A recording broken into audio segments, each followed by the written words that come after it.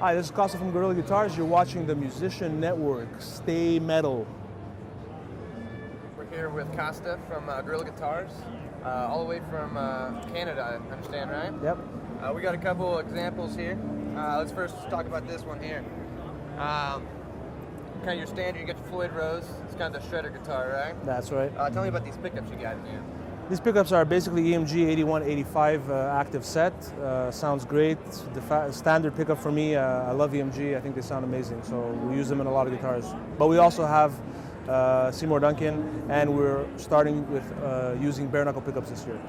Standard 6-string locking nut paint job. It's kind of unique here. Well, you know, when I started the company 5 years ago, I really sat down and said to myself, how am I going to differentiate my company from everybody else?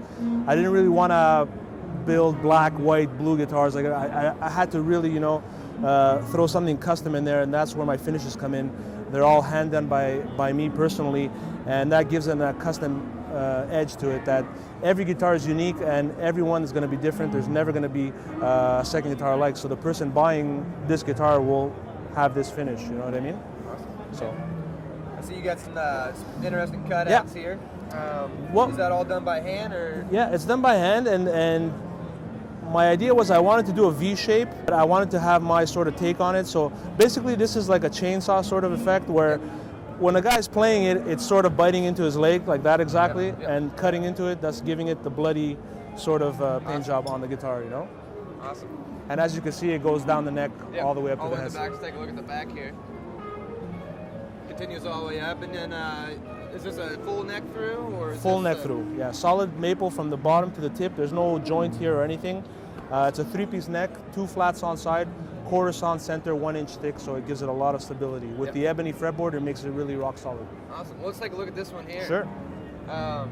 That's even more interesting of a paint job there, but this is basically the first paint job that I thought of, and what I wanted to do was a distressed sort of finish on a guitar, and really give it that sort of been to war and back look and feel, but basically being brand new on top of it, you know. So we also, you know, take chrome hardware, we paint it black, and we sand it down to give it that sort of used effect, you know. So it's another cool take on, you know, on a black, you know. So. And what kind of pickups you got in that one? These are bare knuckle War Pig pickups. Yeah, those are they're hand wound in the UK.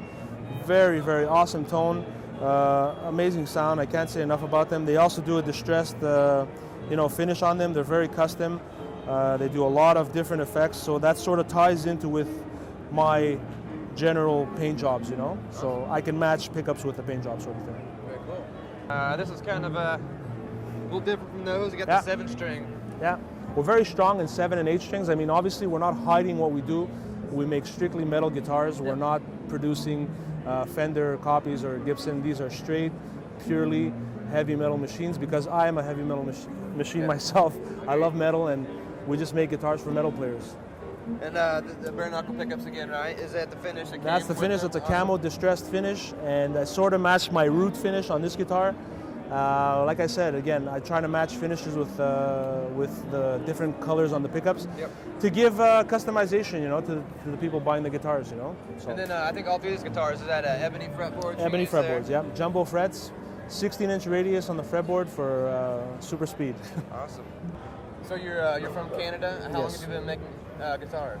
This is my 5th year out in the market. I started 5 years ago. Repeating that. And why I started building is just, you know, in Canada there's not really anybody making guitar for metal players. And I was a little dissatisfied with all the other brands and all the stuff they were releasing, and I felt that, you know, I could contribute and make something really unique and original.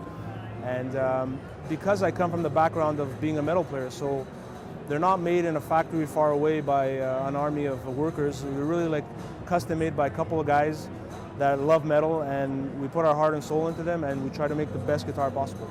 Awesome. And how many guys do you start with? Is it all by yourself? Or? We have 3 guys.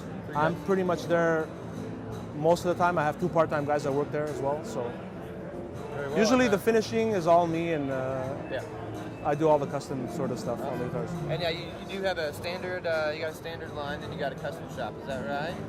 Well, basically it's more custom shop type stuff that we do. It's custom because of the paint because job. because a lot of the people would like a 7-string with this finish, or they don't want basswood, they want mahogany. Yep. So we sort of custom build them to order exactly what the customer wants, And then, with a very short, production time, maximum, and I'm meaning serious here, maximum 3 months. You'll have your guitar. You're not going to wait 6 months, a year, or a year and a half like some other brands. Okay, there's a cool story about why Guerilla. I'm sort of a war buff myself. I like reading about World War I, World War II, and my friends had nicknamed me Guerilla. So Nice. I sort of took that name and put it on the guitar. I didn't want to have my name on the guitar because I felt that it would be a little weird.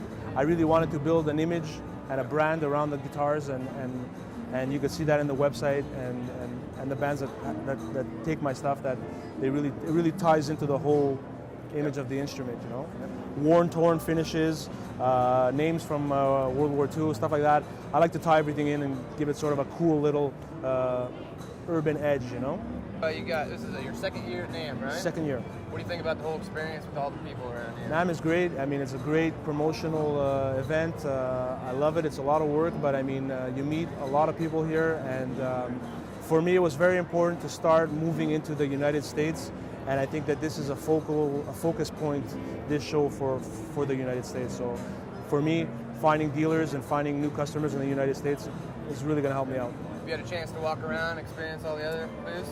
I walk around in the morning when it's pretty dead. Yep. But yeah, I mean, as musicians, as everybody knows, we're like little kids in a candy store in here. So everywhere you go, there's something cool, there's something new to find out, and you could just be here all day. What's the coolest thing you think you've seen so far? Ooh, that's a tough one. I don't think I've seen too much, but I mean, everything's cool. Guerilla Guitars, right? That's the first one on the stop. Guerilla Guitars is offering super cool stuff. But I mean, listen, everybody here is they're passionate about what we do, and it shows in a lot of the products. I'm not going to sit here and say that it's only my guitars. There's a lot of different makers out here, but we are strictly for metal players. That's where our edge is. It's a good niche to be in. Yeah. Well, I appreciate it again coming out here. Thank you very much. Thank you.